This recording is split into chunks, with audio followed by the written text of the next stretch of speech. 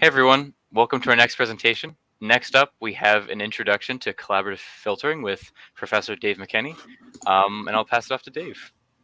All right, thank you. So yeah, hopefully people can see my slides. If not, Matt will yell at me. But yeah, I'm here to do a presentation on an introduction to collaborative filtering, which is something perhaps you haven't heard of. Someone in Discord was literally just asking that question.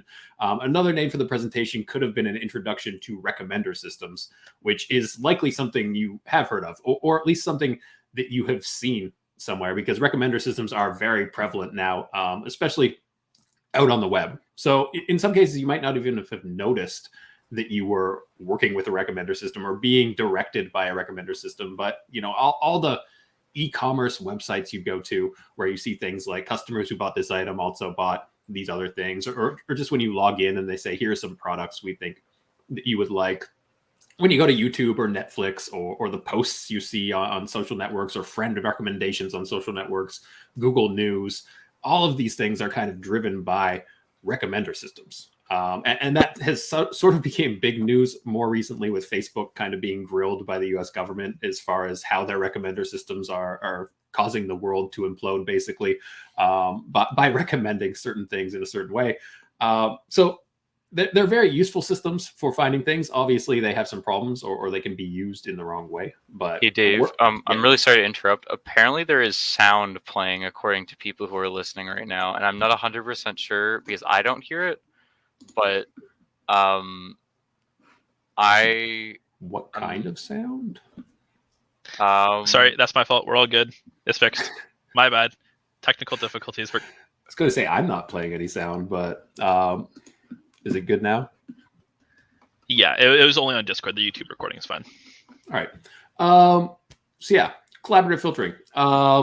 It's a approach to generating these types of recommendations that you would have seen in various different web applications. And the goal is to create personalized recommendations, or in other words, recommendations that are based on your personal profile, which might be based on things that you've liked, or things that you've bought, things that you've followed, things that you've viewed, kind of whatever data that application might have about you. As you're interacting with the application, it's typically storing things about you, things that you like or do while you're working with it. So this is often applied to really large data sets online, like some of the examples I was talking about, Facebook, YouTube, and Google, kind of related to YouTube, obviously. But it is something interesting to include in smaller community projects as well. So if you're working on something where you have a community of users and there are different resources they might be interested in, whatever those resources might be, it can be an interesting thing to kind of include and see what sort of results you could generate from there. Another thing, there are a wide variety of important factors to consider. So there's different algorithms. Scalability and latency are big concerns, especially if we're talking kind of the web space. Today, we'll keep it simple. we'll go through one of the most basic collaborative filtering algorithms. And from there, you can branch out if you're interested in the topic and learn more about all those different things.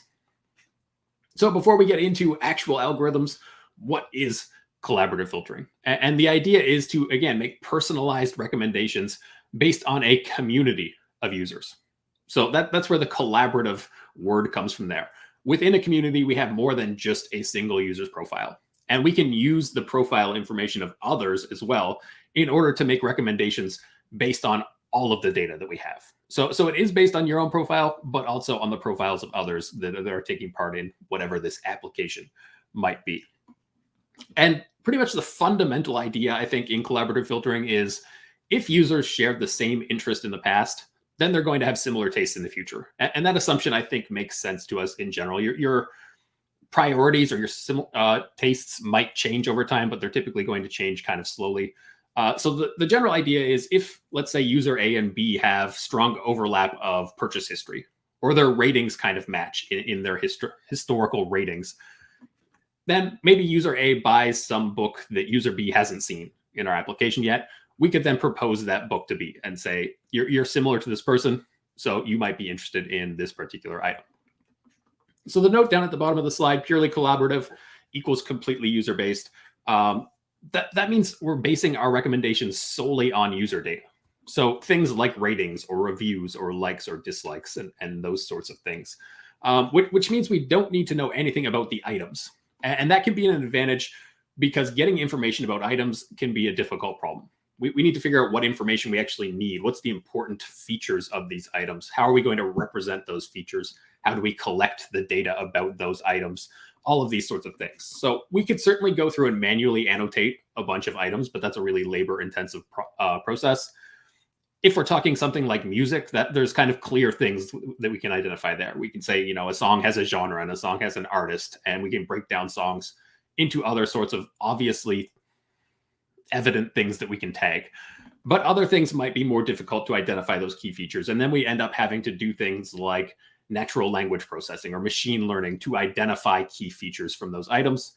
And that, again, it's more of a hassle. It can certainly be useful, but if we're talking a simple solution for somebody that, you can implement over a day or over a weekend into your project, relying on things just like user ratings kind of simplifies that process. And that information is typically readily available in application where we have the idea of ratings or liking things. So the entire system's based on user similarity, which implies a need to measure similarity between users. And there are various different ways to measure that similarity. Today, we'll look at one commonly used measure that is pretty straightforward to calculate. But before we get into that, let's see what sort of data that we're actually going to be working with. What numbers do we have in order to actually compute these similarities and make recommendations from? So here we have some example data. So in this case, the scores are reviews or ratings for different items from 1 to 5 from various different users. So we have Alice and user 1 to 4, and we have item 1 to 5. All the ratings are in the range 1 to 5 as well, but they don't have to be. They could be binary scores, like and dislike, or viewed, not viewed, etc. They could be whatever range, really. We'll see the calculation we're going to apply isn't actually concerned with the specific numbers that we're using. So our goal here then is we have this matrix of user item ratings as input, and we want to output either a prediction of a rating for a missing item or missing items in general. So we might say, here, Alice, we don't have the rating for Alice for item 5. It's a question mark. That's the only one we don't know. So we might want to predict that. Or another really common use case is we want to list K recommended items. So if we had a bunch more items, we calculate predicted ratings for those and take the top K estimated ratings and say, okay, these are the products we would recommend to Alice right now. So yeah, for our example, we're going to fill in this question mark. We want to calculate Alice's predicted score for item 5. But if there were more products, like I was saying, we could go through, calculate additional predictions, sort those results, and come up with a set of recommendations. So that's the data that we're going to be working from. Now let's talk a little bit about the algorithm itself. So the algorithm we're going to look at is called user-based nearest neighbor recommendation. It's one of the most basic collaborative filtering algorithms. And again, we want to predict Alice's score for an item. To do that, we want to find the users who are most similar to Alice, because again, the assumption is that user similarity is going to persist over time. If Alice is most similar to user 3, then once user 3 reviews item 5, we can use that review of item 5 to try and predict Alice's by saying Alice is going to be similar to user 3. So for the best results, we typically actually look at a number of neighbors. So in the slide, it mentions taking the top X neighbors. Like most parameters and algorithms, that can vary, and it's an important value, really. Selecting that neighborhood size is kind of a key problem here. If we go too small, we have a very small X, we might get poor results because of the sampling bias. If we're only looking at the most similar neighbor, that neighbor's review or that rating of that item that they've given might be an outlier, or they might just have had a problem with that particular item. Where if we have some more people, let's say 5 or 10, we can get more of an averaging, and one outlier might not throw it off as much. But if we go too large, if we have too large of an X or too many people that we're considering, then we start to lose out on that similarity assumption. And users that aren't similar to the user we're trying to predict for don't really give us an advantage in prediction. They can actually decrease our prediction accuracy because they're exactly that. They're not similar to this user. So their ratings don't really tell us much at all about how this user might think. So for now, we're going to keep it simple. We're not going to look at different values of X. We're going to use a neighborhood size of 2 in the calculations we look like, or that we look at, because that makes the calculations easier, and it's a lot easier to fit things on a slide when you're doing it for 2 users versus 150 users. So yeah, user-based nearest neighbor recommendations. Now that we have talked a little bit about that algorithm, the one thing we need is a measure of similarity. So that'll be our first step to predicting a score. And the measure that we're going to talk about is Pearson's correlation coefficient, which you might have heard in other places because it's a general statistic measure that measures linear correlations between 2 data sets. So it comes up in all sorts of different contexts, and it gives us a value in the range of -1 to +1, with -1 being a strong negative correlation. So as one goes up, the other goes down, to +1 being a really strong positive correlation. As one goes up, the other one goes up. So like I mentioned earlier, this is only one similarity measure. It's one that happens to be or has been found to be effective for user-based recommendation, which we're doing today. But there are various other alternatives as well. So Spearman rank coefficient, if you've ever heard of that one, it's very similar to Pearson's, but it's for nonlinear data, or at least it works with nonlinear data. Cosine similarity, mean square difference. There are a bunch of different similarity metrics that, again, you could play around with if you're trying to tweak the performance of one of these systems. But we'll stick with Pearson today, again, because it's easy and because I already have the equations typed out in slides, which makes it very nice to present. So yeah, how are we going to calculate Pearson's correlation coefficient? So we're assuming that we have a set of n users, we'll call it U, and a set of m products called P. And then we have a ratings matrix, which was really our table with Alice and the other users that we saw before. So that's the information that we're working with. In this case, we have 5 users, Alice and users 1 to 4, and we have 5 products, items 1 to 5. And within that ratings matrix, we have ratings for everything except for the one unknown value.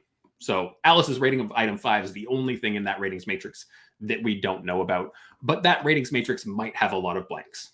So the equation that we look at, or the 2 equations we look at, they kind of account for that fact. We'll see that we're only calculating similarity between 2 users, or when we calculate similarity between 2 users, we're only going to consider products that both users have reviewed. So they might both have very sparse ratings as far as they might have not rated many items. That's fine. We'll be able to handle that within the calculations that we're doing. So from that ratings information, the matrix that we have, we can calculate the PCC between 2 users by looking at their ratings history. So here is a wonderful equation. This is the equation that we can calculate PCC with. And if you're anything like I was in my undergrad, you might see equations like this and immediately say, no, thank you. I'm going to go do something else with Saturday, because it's one of those equations that has a lot of terms in it. But once you break it down and sort of identify the pieces, I don't think it's actually that difficult. Also important to remember, summations are just for loops. I was talking to someone about that right before this talk started, and that's all it is. So yeah, we have a few different symbols that are important to kind of identify here. P is the set of products that both A and B have reviewed.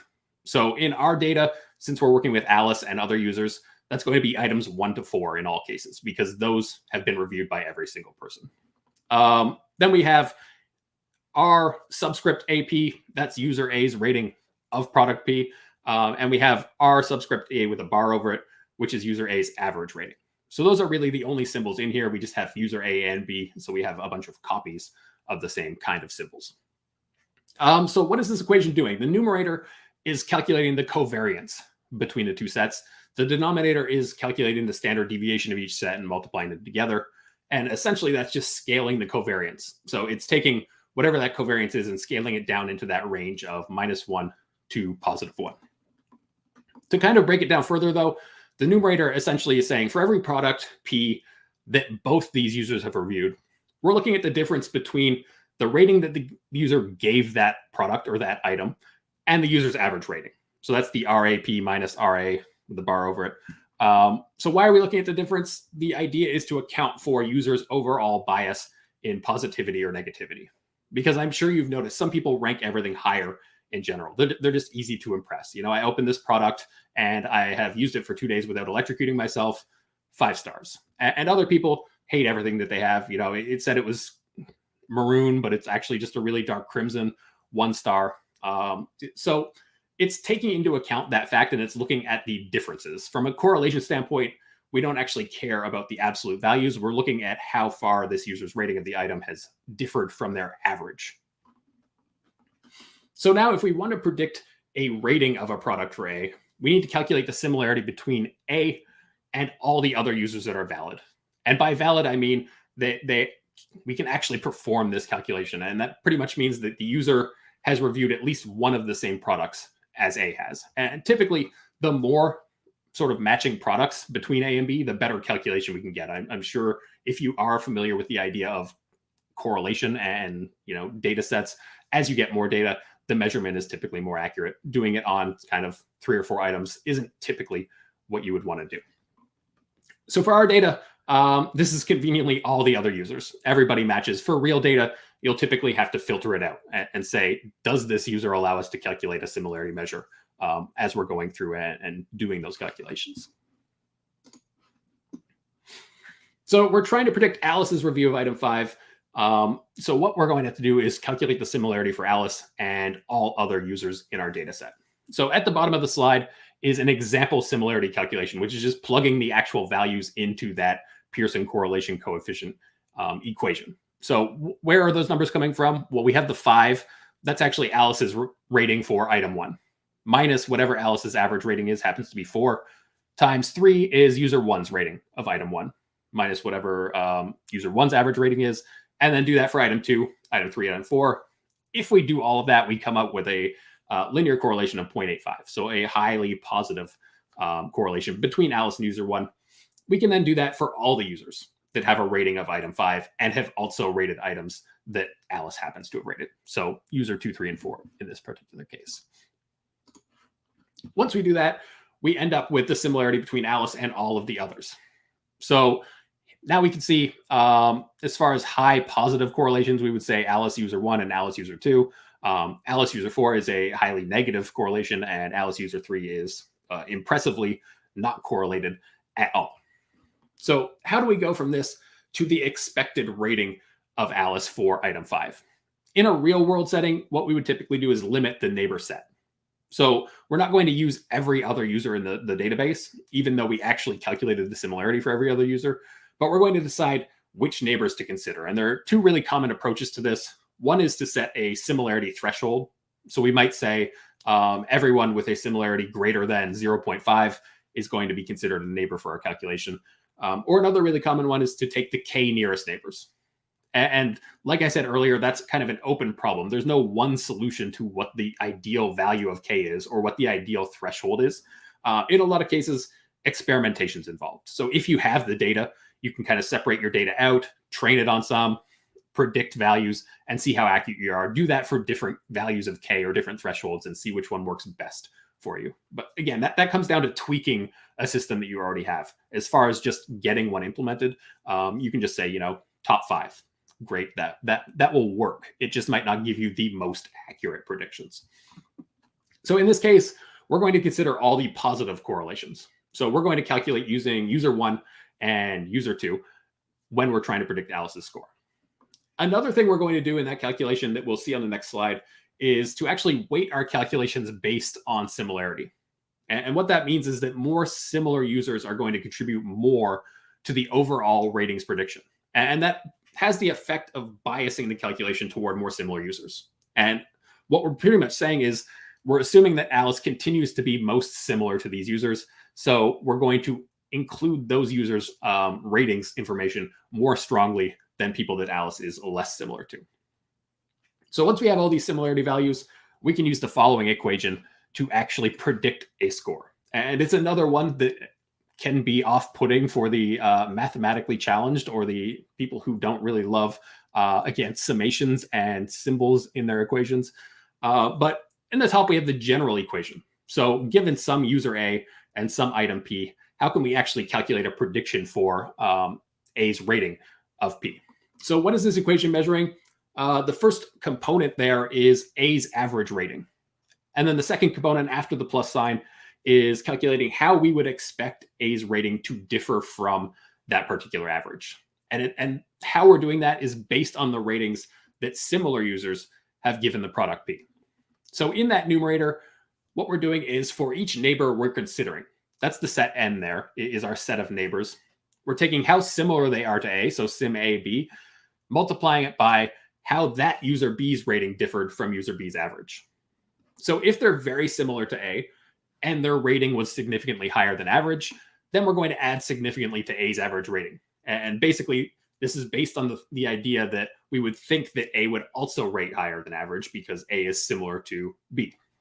If B's rating of this item was lower than their average, it has the opposite effect. We would think that A would rate it lower, so we end up decreasing that particular value. And like our other equation, the PCC equation, the denominator is just scaling this by the total similarity scores. So that just scales the resulting number back so it's relative to the rating scores that we're working with. And it will be closer to being within our range of 1 to 5. It's possible to end up with scores that are outside that range. If A's average rating is 5 and similar users rate something above their average, we would be above 5. But we can always just cap it at 1 to 5, say those are the valid values. So that's the equation in general. At the bottom, we have an example calculation for Alice and item 5. So Alice's average was 4.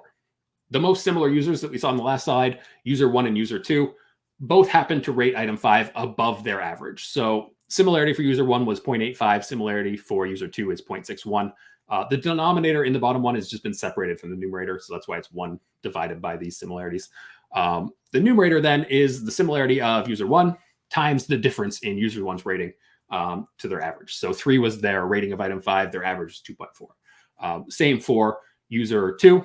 Once we actually run those numbers through, we end up with a rating of 4.85. So that would be our prediction for Alice's rating of item 5. And that's sort of the basic building block there. Like I said earlier, if we want to make recommendations, we don't just want to guess what Alice's score is going to be. We can sort by expected rating. So calculate this value for multiple different items that Alice hasn't seen or Alice hasn't rated or bought or whatever sort of contextual requirements we have. Sort by the expected rating, recommend the top X, and that is then our basic recommender system. So like I said, the equations aren't super complex once you get past the fact that you have to use summations. From there, you can then build a basic recommender system and kind of build up on that as you go and expand to look at other algorithms or other similarity measures or all of those different things. So we have a way now to measure user similarity. From that, we can predict a user's rating. And that will, like I said, allow us to create a basic recommender system. And for something simple, if you're just, again, working on a project over a weekend that you want to throw this idea into, that's enough. But as I mentioned in the introduction, there are a lot of other factors to consider. And scalability is a really big one in that regard, especially since a lot of these recommender systems are being applied in the web space. When you're on a website, you want a recommendation, immediately or within a second, you want that page to load. So being able to provide real-time recommendations is a key problem. And this solution that we talked about isn't necessarily the best one. There are other approaches to that. But it just comes down to sort of being able to pre-compute some of those different values. So if you're interested in that, look up item-based recommendation, which is style-wise very similar to what we talked about today, except it's based on item similarity rather than user similarity. And the key difference there is that item similarity tends to be less volatile than user similarity. What that means is that we can pre-compute item similarities, and they will be more accurate for a longer time. The reasoning being that items typically have a lot of reviews, and users typically don't review a lot of things. If you're like me, you don't review anything. You know, if you're unhappy with it, you just never buy something from there again. So when you have a small number of reviews for a user, and they add one more new review, that can actually significantly change their profile. If an item has 50 reviews and you add one more review, it typically has less of an effect. So that's the big advantage there. You can pre-compute things, and they are more accurate for a longer time. So kind of in the background, you can do these recomputations, at a scheduled interval, and kind of keep your system accurate in that sort of sense. So another thing, these approaches often require a good amount of data. I mentioned that earlier. When we're calculating correlations between things, larger amounts of data are typically better. So a lot of these systems, again, have that. But if you're working in a system that's new or in a system that's small, there are other sorts of problems as far as accuracy that you might need to think about. So how do you get accurate predictions with a small number of ratings? That is called the cold start problem. That'd be another keyword that I'm going to throw out there, just again, for anybody interested in it. How can we improve our accuracy in that sort of area? And like I said, in the end, there are a lot of alternative approaches. There's lots of different similarity metrics. The overall accuracy really depends a lot on the context. And I've said that a few times as well. Experimentation is really key. You can break down your data once you have it and sort of play around with different parameter values. What happens if I increase the neighborhood size? What happens if I use this similarity metric versus some other similarity metric? Which really that's computer science, I suppose. So that should be interesting to people. Along with that, you can also get into hybrid approaches. So combine different predictions of various strategies in order to try and, again, improve your accuracy. Because sometimes you have one approach works well in a certain context, one approach works well in another context. Both of those contexts might come up within your system. So again, what's the word? There's a machine learning word from that. Ensemble learning, I think. Similar idea, just taking the predictions from multiple solutions and combining them together in some way. But I would say those are talks for another day. So I will kind of wrap up there and answer any questions if people have those. All right, awesome. Thank you. For those of you who are interested in learning more, be sure to take the Comp 4601 course, because the Comp 4601 course has lots of information and will cover all those algorithms that are being mentioned. In the chat, there's one question about nearest neighbor. The question is, does nearest neighbor use clustering? That's not necessarily what it's referring to in this case. So I know nearest neighbor and clustering go well together in other problems. This just means the nearest neighbors. It might be possible to improve your nearest neighbor calculation by doing some sort of clustering behind the scenes. But that would be, again, an implementation specific thing as far as how you're going to find the top K similar neighbors quicker. So it could be a useful thing for doing that. But as far as what the actual meaning of nearest neighbors is, in this case, it's not referring to clusters. All right, cool. If there are no further questions, I think we can end it off. Thank you for giving this presentation. We're happy to have you. Thanks for having and me. we hope that yes, of course. For everybody who is here, the next talk, A Netrunner's Guide to CS, will be starting momentarily. And Forrest will be changing over the YouTube stream and Discord very soon. So we'll see you there. All right. Bye-bye.